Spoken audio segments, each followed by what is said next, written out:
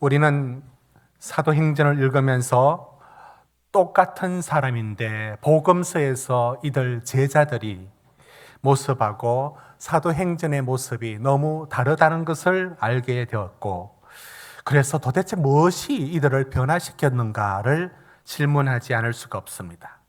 우리는 복음서에서 만난 제자들, 그들은 예수를 따라다녔고 가르침을 직접 받았고 수많은 이적들을 그들 눈앞에서 보았습니다. 중풍병자에게 예수님이 지붕을 뚫어 달아내리는 중풍병자에게 예수님이 말씀하셨죠. 내 죄사함을 받았느니라.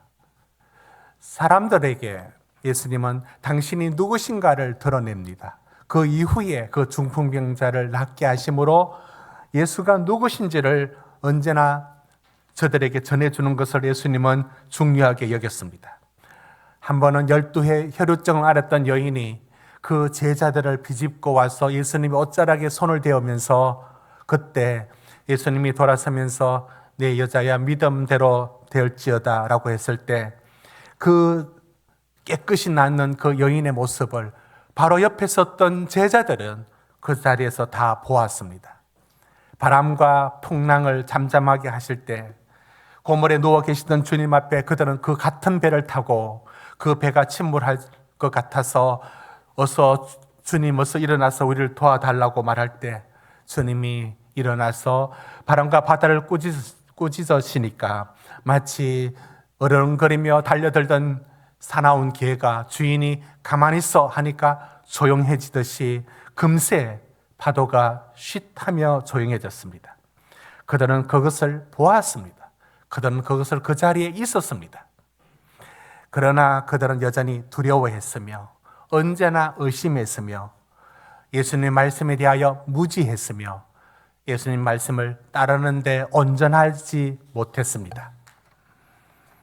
이런 제자들의 모습을 여러분 마태복음 8장 26절에서는 예수께서 이르시되 어찌하여 무서워하느냐. 언제나 그들은 무서워하고 두려워했고요. 믿음이 없었습니다.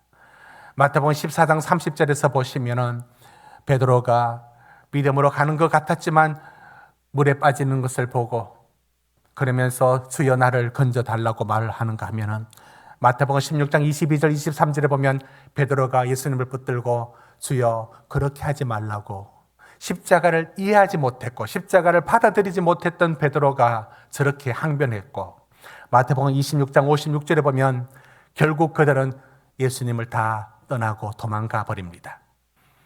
그래도 의리가 있었던 베드로는 예수님을 잡혀간 그곳에 몰래 들어가 그 대제사장 뜰에 같이 들어갔지만 그도 역시 3번이나 나는 주님을 모른다라고 부인했던 겁니다.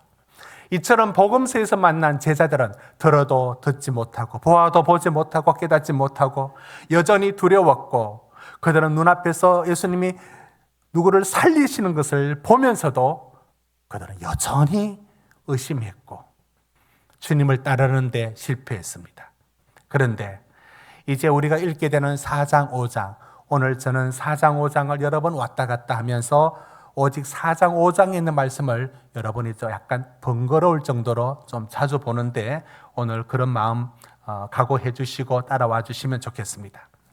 여기서 뭘 찾고 싶으냐면 그 복음서의 제자들과 전혀 달라진 이 사도행전 4장 5장의 제자들의 모습을 비교하려고 합니다. 그들은 어떻게 달라졌는가 이제 한번 보겠습니다. 여러분 오늘 4장 여러분 5절 한번 보십시오. 베드로와 요한이 누구한테 잡혔느냐면 예루살렘에 모여있는 그곳에 잡혀 들어갑니다. 그곳에는 6절 보십시오. 대제사장 안나스, 가야바, 요한, 알렉산더와 대제사장의 문종이 다 모였다 했습니다. 그러니까 이들을 이름을 붙이면 산헤드린 공회라고 말합니다. 한 70여 명 됩니다. 이들을 어떤 식으로 세웠느냐면 7절 보십시오. 사도들을 가운데 두고 옆으로 빙 둘러섰습니다. 굉장히 위세 등등하게 말입니다. 그런데 그 앞에 선 베드로와 요한이 그들 앞에서 하나도 두려워하지 않습니다. 하나도 겁을 내지 않습니다. 10절 보십시오. 담대하게 전합니다. 그들은 이런 베드로와 요한을 보고 13절 보십시오. 4장 13절. 저들은 그냥 고기잡이, 어부라고 알았습니다. 그래서 별로 배우지 못했던 평범한 사람으로 알고 있었는데 너무 당돌하게 힘있게 말씀을 전하니까 그들이 놀랄 지경입니다. 그들은 겁을 줍니다. 예수의 이름으로 말하지 말라고 경고합니다. 18절 보십시오. 경고해서 입도 뻥긋하지 말라고 말합니다. 그러나 베드로 요한은 듣지 않습니다. 나는 하나님 말씀 듣지 너희들 말을 못 듣겠다. 이게 19절 말입니다. 그들은 도대체 무슨 일이 있었길래 이렇게도 담대할 수 있습니까? 특별히 이래도 안 되고 저래도 안 되니까 이들이 어떻게 하느냐면 5장으로 넘어갑니다. 5장에 보면 5장에 갔으면 17절에 대제사장과 그와 함께 있는 사람들이 시기가 가득해서 이제 이 사도들을 베드로 요한만 아니라 전체 사도들을 옥에다 가두어서 넣어버립니다. 옥에 가둔다고 될까요? 안 됩니다.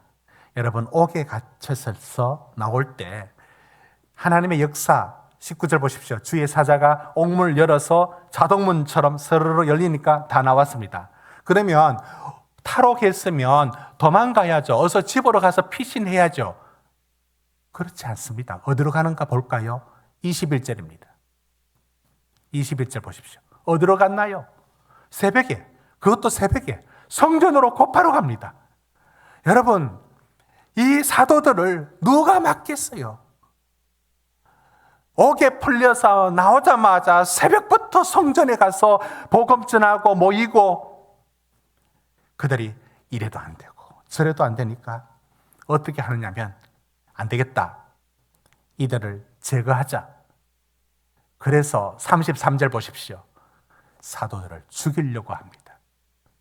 그런데 이것도 잘 안 됩니다. 왜냐하면 많은 이들이 그 제자들을 따르기 때문입니다. 그러니까 어떻게 했느냐면 40절로 갑니다. 40절 같이 읽습니다. 5장 40절. 시작.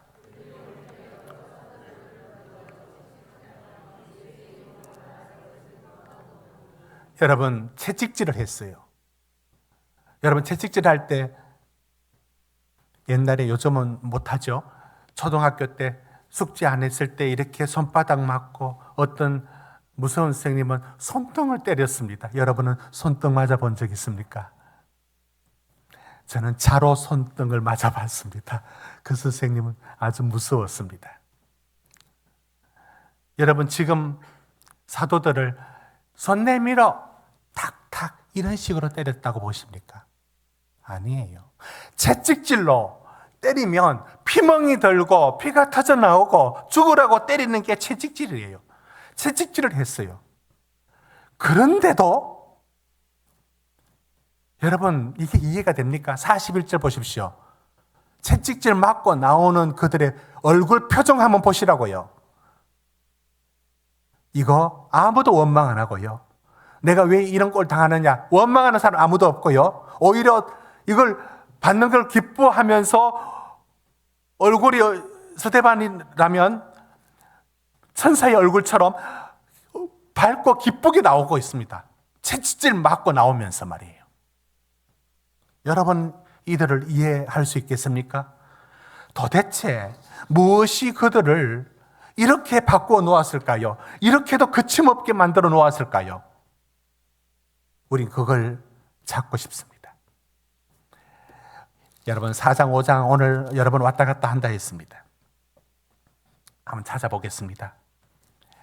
그러면 이들에게 일어난 게 뭘까? 여러분, 먼저 20절 한번 보십시오. 4장 20절입니다.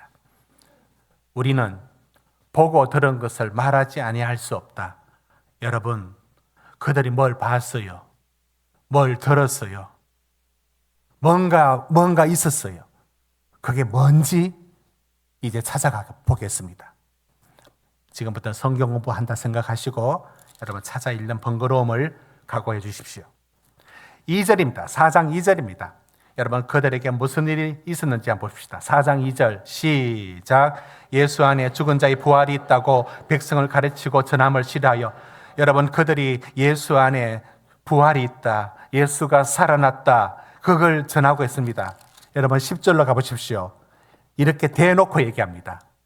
10절 제가 읽겠습니다. 너희와 모든 이스라엘 백성들은 알라.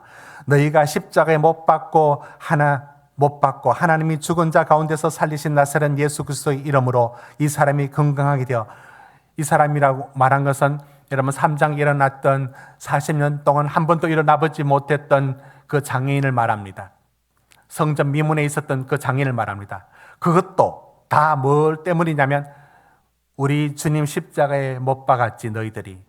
그러나 그 하나님이 우리 주님을 살리셨다고, 우리 주님이 부활하셨다고. 여러분 그들의 메시지는 아주 단순합니다. 우리 주님 살아나셨대요. 우리 주님 부활하셨다는 겁니다. 여러분 33절로 갑니다. 33절 한번 보십시오. 사도들이 같이 읽습니다. 시작. 사도들이 큰 권능으로 주 예수의 부활을 증언하니 무리가 큰 은혜를 받아. 그들의 메시지는 매우 단순합니다. 예수님이 부활했다, 예수를 살리셨다, 하나님은 살아계시다. 이게 그들의 메시지입니다. 31절 보십시오. 이런 역사들이 언제나 그들 속에 일어난 겁니다. 이들의 역사가 언제나 이와 같은 역사로 일어났습니다. 이걸 여러분 첫 번째 요인을 뭐라고 정리할 수 있느냐 하면 첫 번째 띄워주십시오. 십자가에 달려 죽으신 예수님이 부활했다는 겁니다. 하나님이 예수 그리스도를 부활시켰다는 겁니다. 하나님은 살아계시다는 겁니다. 예수님이 부활시켰다는 겁니다. 이것이 그들에게 일어난 것, 그들이 본 것이고 그들이 들은 것이고 그들 속에 들어왔습니다. 두 번째, 여러분 이제 함께 찾아가 보겠는데, 어떻게 해서 지금 저걸 나중에 띄워야 효과적인데, 두 번째는 뭐냐면 여러분 복음서의 제자들이 죽은 자가 살아나는 것을 여기 몇 미터 앞에서 보았다고요. 나사로가 무덤에 나오는 것도 봤어요. 어쩌면 이렇게 감고 있던 나사로 풀고 나올 때 그 풀었던 것을 제자들이 아마 만지고 처리했을 겁니다. 그래도 못 믿어요. 그래도 못 믿습니다. 그래도 못 믿었습니다. 그런데 이들에게 어떻게 해서 그러면 부활을 봤다라고 해서 믿을 수 있었을까? 두 번째 사건이 있어서 가능했습니다. 그게 뭐냐면 이 두 번째는 성령이 예수 그리스도를 온전하게 믿도록 해줍니다. 한번 살펴보겠습니다. 여러분 4장 8절입니다. 같이 읽겠습니다. 오늘 4장, 5장 왔다 갔다 합니다. 4장 8절 시작. 예, 베드로가 성령에 충만하여 이르되 백성의 관리들과 장로들아. 언제나 여기가 우리를 놓치면 안 됩니다. 성령이 충만했어요. 31절로 갑니다. 31절 가보십시오. 그들은 성령이 충만했고요, 담대해서 말씀을 전합니다. 성령의 충만함이 그들에게 모습입니다. 여러분 그런가 하면 그들은 한 마음으로 뭘 볼 수 있느냐면 31절에 성령이 충만할 기도할 때에 성령이 충만했고요, 또 32절에 가보면 그들이 한 마음 한 뜻으로 모였는데 이렇게 모여 기도했습니다. 그러니까 5장으로 넘어가서 5장으로 들어갑니다. 아까 4장 31절은 제가 잘못 인용했고 5장 32절로 갑니다. 5장 32절 보십시오. 뭘 말하는가? 5장 32절 시작. 우리는 이 일의 정인이요 하나님이 자기에게 순종하는 사람들에게 주신 성령도 그러하니라 하더라. 성령이 보정이 되어서 예수의 진리를 보게 하고 믿게 하고, 전에는 보아도 보지 못했는데 이제는 믿어지게 됩니다. 이것이 그들에게 일어난 일들입니다. 이게 두 번째입니다. 여러분, 두 번째 정리하고 갑시다. 두 번째 그들에게 일어난 건 이겁니다. 성령으로 충만합니다. 이것이 그들에게 일어난 일들입니다. 그리고 하나 더 살필 것은 세 번째입니다.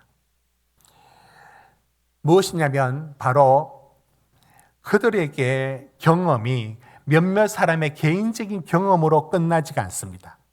무슨 말씀이냐면 강력한 신앙 공동체가 있었습니다. 여러분 4장 4절로 다시 가보십시오.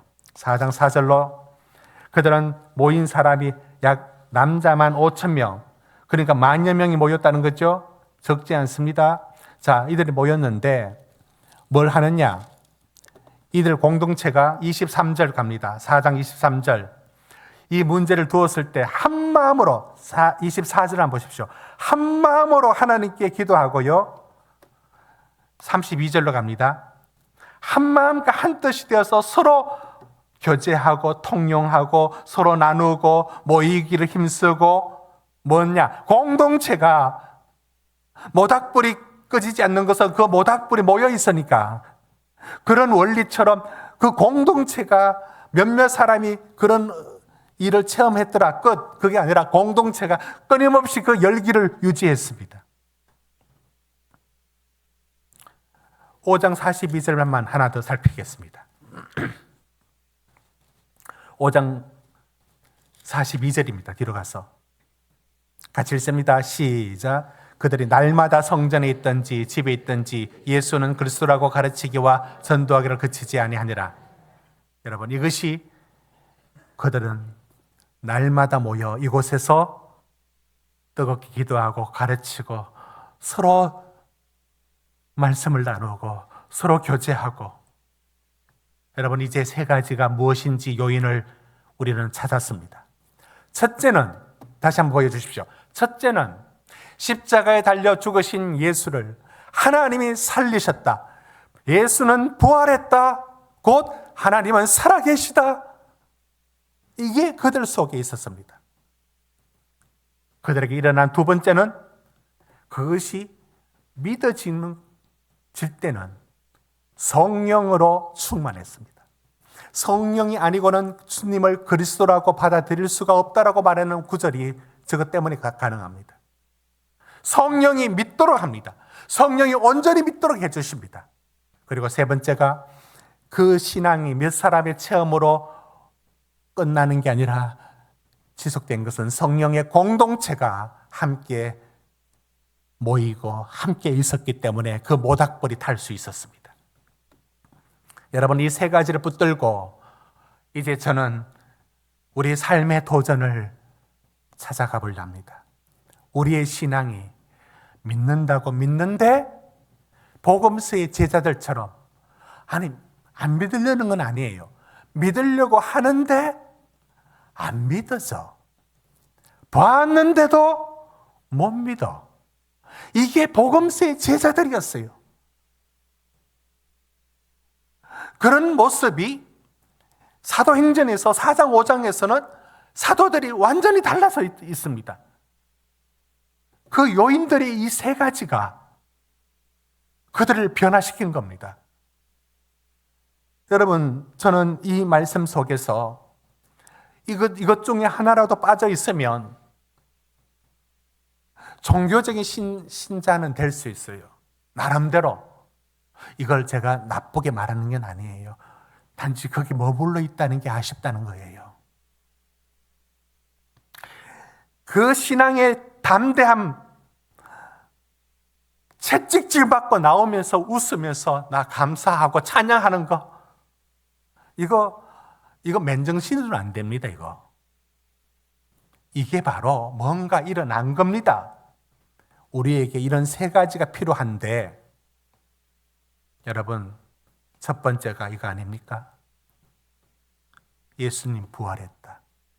지식으로 그건 다 안다니까요. 근데 뭐가 다르죠? 부활했다. 알고 있어요. 부활을. 그런데 그게 자기 삶에 들어와 있는 거예요. 지식으로 여기 있는 게 아니라 삶으로 들어와 있다니까요. 여러분, 믿음의 변화 속에 첫 번째가 우리 하나님의 살아계심을, 여러분의 삶의 자리에서 나를 부르시고 나를 찾아오시고 내 삶에 관여하시는 아브라함아 모세야 사무엘아 마리아야 하면서 찾아오시는 그 하나님이 여러분의 삶에 있음을, 그분이 살아계심을 봐야 합니다. 저는 여기서 여러분이 잘 아는 분의 간증을 한 분 들려드릴까 합니다. 이분입니다. 아침마당 진행하시는 김재원 아나운서입니다. 저분은 제가 모를 때에도 저분 아마 크리스찬일 거야. 대화 속에 그 흐름들이 굉장히 그 사람을 따뜻하고 긍정적이고 그런 부분을 느꼈어요. 최근에 저분이 간증을 했습니다. 사랑의 교회 장로님이시더라고요. 저분이 아나운서 되겠다는 꿈을 언제 가졌느냐면 교회, 학교, 중고등부, 청년부를 할 때에 총무를 했대요. 그럼 주일마다 한 100여 명 앞에서 광고를 할 때, 교회에서 광고를 하지 않습니까? 하면서 너 말 잘한다 하면서 매주 그 훈련을 하면서 아나운서 한번 돼봐라 이런 얘기를 곧잘 듣고 했답니다. 매주 그 훈련이 되었답니다. 그런데 이런 것도 몰랐는데 하나님이 어떻게 인도하셨는지 한시 미션이라고 성경 통독하는 그런 단체가 있습니다. 조병호 목사님이라고 있는데 한시 미션에서 성경을 통독을 하는데 거기 가서 10번이나 통독사로 성경을 읽었어요. 근데 그때는 몰랐죠. 근데 하나님이 그를 아나운서로 훈련시키는 성경을 10번을 통독사로 소리내어서 자기가 읽는 거예요. 그 길로 인도를 하셨다는 거예요. 근데 그게 내가 어떻게 돼? 이런 마음을 갖고 있었대요. 근데 유학을 갔는데 다른 목적으로 유학을 갔는데 유학 가서 얼마 안 있어서 유학이 다 무산될 뻔했답니다. 왜냐하면 아버지께서 새벽에 전화가 왔는데 내가 지금 몸이 안 좋다. 이렇게 전화 받고 끊고 갔는데 중풍으로 쓰러져서 뇌경색이 왔습니다. 그때부터 이제는 뭐 하던 유학이고 공부가 하나도 할 수가 없고 아버지 수발한다고 매일 기저귀 갈아드리고 밥 떠먹여 드리고 그런마 가르치고 갓난아기 때 돌봤던 것을 아들이 이제 아버지한테 그렇게 다 합니다. 도대체 병원에서 할 게 없어요. 하나님 왜 이러십니까? 이런 마음이 들었답니다. 그런데 할 게 없으니까 TV 보는 게 하루 종일 TV를 봤대요. 병원에서. 그런데 손범수 아나운서가 그 TV에서 뭐라고 하느냐면 KBS 21기 아나운서 공채 모집 이렇게 나오더랍니다. 할 일은 없고 계속 TV만 보고 있다가 저거 보고 내가 전에 어렸을 때 저 꿈이 아나운서였는데 이 마음이 들어가지고 입으로 내가 저 아나운서 한번 해볼까를 툭 뱉었대요. 그런데 그 얘기 들었던 아내가 원서를 구해가지고 가져왔어요. 병원에서 아나운서 준비를 합니다. 할 게 그밖에 없으니까 TV 보고 계속 흉내를 내고 스크랩 해온 내용들을 의사 간호사들이 주는 내용들을 갖고 공부하고 뒤에서 응원하고 그거를 공부했는데 보니까 합격을 했어요. 돌아보니까 하나님이 자기 삶에 이끄심이 있었다는 얘기를 하는 거예요. 그 중에 하나 더 이런 얘기를 합니다. 아나운서가 되고 나서도 이제 KBS 몇 주년 기념 이제 어떤 방송으로 독도에 가서 방송을 하게 됐는데 울릉도에 갔다가 이제 독도로 들어가는데 울릉도에서 독도 가는데 통통배를 타고 들어가는데 9시간 걸렸답니다. 이제 들어가서 생방송 잘 했답니다. 잘 마쳤는데 나오려고 하니까 파도 때문에 나올 수가 없어서 열흘간 갇힙니다. 열흘간 갇혔을 때 PD가 우리 갇힌 김에 여기서 촬영 좀 하자 하면서 그 독도의 여러 이런 이렇게 암벽 같은 것 쪽에서 이렇게 촬영을 하다가 이 김재훈 아나운서가 그만 미끄러져서 굴러 떨어집니다. 어떻게 됐냐면은 여기 턱뼈가 여기가 골절돼 가지고 그 독도 해안 경비대 수송선을 타고 육지로 나와서 병원에 가니까 이거 좀처럼 꺾어지지 않는 뼈가 꺾어져서 앞으로 이 발음이 제대로 안 될 수 있다는 거예요. 아나운서가 발음이 제대로 안 되는 걸 누가 써주겠어요? 그러니까 그는 이 치료를 어떻게 받느냐면 의사 선생님이 이제 1시간 여유를 줄 테니까 전화할 때 있으면 전화를 다 하래요. 전화 다 끝나니까 모든 이에 구멍을 뚫어가지고 앞니로 해서 철사로 묶어버려요. 아무것도 못 먹습니다. 2달 동안 이 사이에 텀으로 주스를 먹어서 나올 때 12kg가 저절로 빠져서 나옵니다. 온갖 고생을 다 합니다. 그런데 거기 있으면서 내가 나아서 이것보다 아나운서 더 못할 것 같아서 이게 연습을 어떻게 하느냐면은 이게 입을 벌릴 수가 없잖아요. 입을 벌리지 못하니까 어금니를 물고 하듯이 소리 연습을 하지 말라 해도 계속 해요.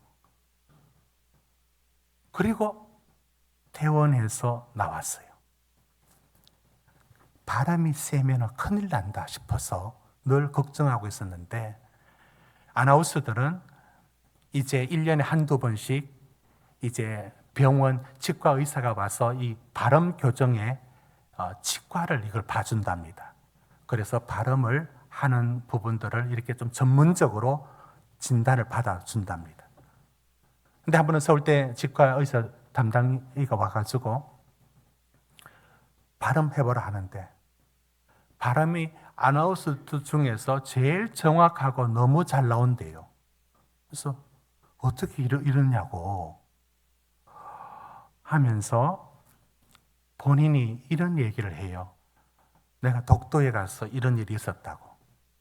그러니까 의사가 닥치면서 하는 말이 발음 연습 중에 최고가 이를 다 어금니를 꽉 물고 벌리지 않고 발음하는 게 가장 좋은 발음 연습이랍니다.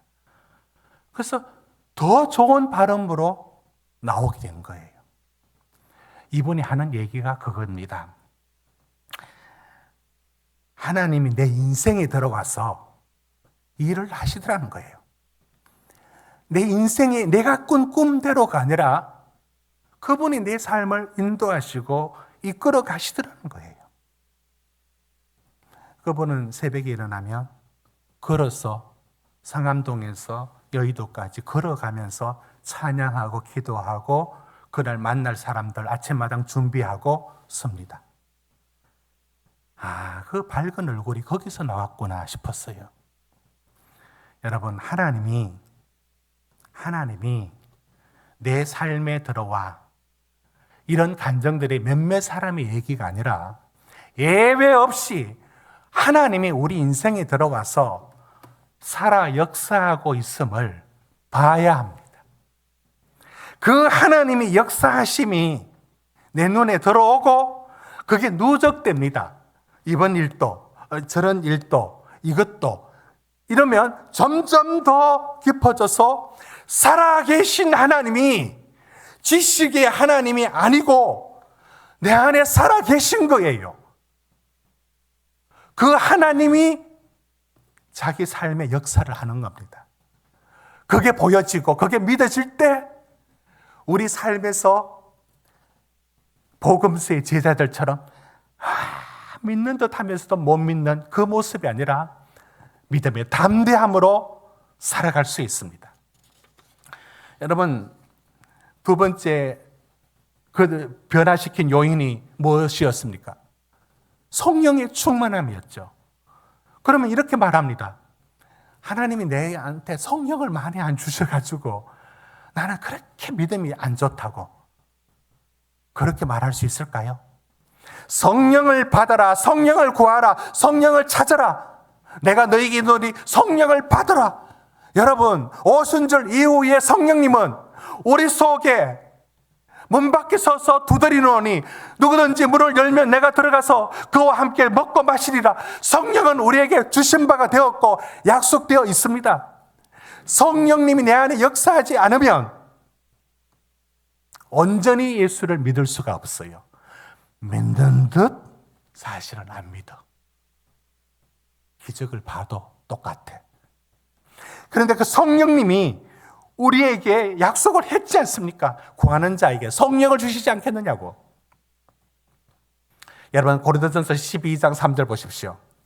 누구든지 예수를, 여러분, 성령이 아니고서는 예수를 주시라고 할 수 없다. 예수님을 나의 주로 받아들이는 것은 성령이 있어야 온전히 믿을 수 있습니다. 갈라디아서 5장 16절 18절에 말합니다. 여러분, 성령을 안 주셔서 나는 못 믿었다. 그럼 하나님의 책임입니까? 아니죠. 왜 육신을 쫓아갑니까? 육체를 쫓아가니까 그런 거예요. 성령을 쫓아 행하라고 말했고요. 성령 안에 살면은 뭐가 달라진다고 얘기했습니다. 성령을 쫓아라고 했는데 24절 25절에 보십시오. 25절 만일 우리가 성령으로 살면 성령으로 행할지니라. 성령의 삶을 분명히 도전했고 성령 우리에게 주셨습니다. 육체를 쫓아가니까 성령의 역사가 우리 속에 없는 겁니다. 요한복음 16장에 이렇게 말씀합니다. 진리의 성령이 오면 예수에게로 진리에게로 너희를 인도하시리라. 성령이 온전히 믿도록 역사하는 겁니다. 사랑하는 성도 여러분, 마지막으로 이 믿음이 몇몇 사람의 개인의 문제가 아니라 모닥불에 모여야 타는 것처럼 여러분 공동체를 주셨어요. 여러분 예수님이 부활하셨죠. 그 다음 어떻게 했습니까? 굉장히 중요한 사건이 있습니다. 승천 올라가셨어요. 예수님 안 계세요. 예수님 안 계신다고요. 그러면서 성령을 보내준다라고 했습니다. 그런데 그 성령을 어디 보내준다고? 교회에 모여 있으라 했습니다. 모여 있으라고요. 떠나지 말고 모여 있으라고. 공동체에 성령을 주시는데 성령을 주시는 몸이 교회예요. 예수님이 떠나가시고는 여기 이제는 누가 역사하느냐면 성령이 어디? 교회 공동체 안에서 역사합니다. 믿음의 교제를 나누면서 오늘 말씀을 맺겠습니다. 복음서의 제자들의 모습이 우리의 모습이라면 우리 신앙의 변화는 뭔가 일어나야 될 요소가 있다면 세 가지입니다. 예수 부활했다. 이것이 오늘 우리에게는 우리 하나님 살아계시다. 그걸 어디서? 여러분의 삶의 자리에서. 여러분의 삶의 자리. 누구는 간증이 할 거리가 있고 나는 없고 천만의 말씀. 우리 모두에게 어떤 부분에서 조금도 떨어지지 않는 동일한 역사를 하나님이 우리에게 여러분 삶에 들어와 일하고 계세요. 그 살아 역사하시는 주님이 여러분 삶에서 보고 점점 보여지고 믿어지고 또 이번 일도 또 저번 일도 그 믿음이 이 변화된 제자들을 만든 겁니다. 그리고 성령을 쫓아 행할 때, 성령을 구할 때 온전히 믿어지게 됩니다. 그리고 공동체 안에서 믿음의 교제를 나누고 서로 주고받음 속에서 그 안에서 우리는 달라진 사도들의 모습이 그 신앙이 우리의 신앙으로 들어올 수 있습니다. 이 세 가지 중 하나가 소홀하거나 하나가 빠졌거나 또는 어떤 것이 무시되고 있지는 않습니까? 여러분, 우리가 달라지는 모습도 이 세 가지의 회복 속에 있습니다. 여러분의 신앙이 하나님의 살아계심이 육체가 아니라 성령을 쫓아 행하는 가운데 그의 공동체 안에서 이 놀라운 변화의 모습이 우리의 모습이 되기를 주의 이름으로 축복합니다.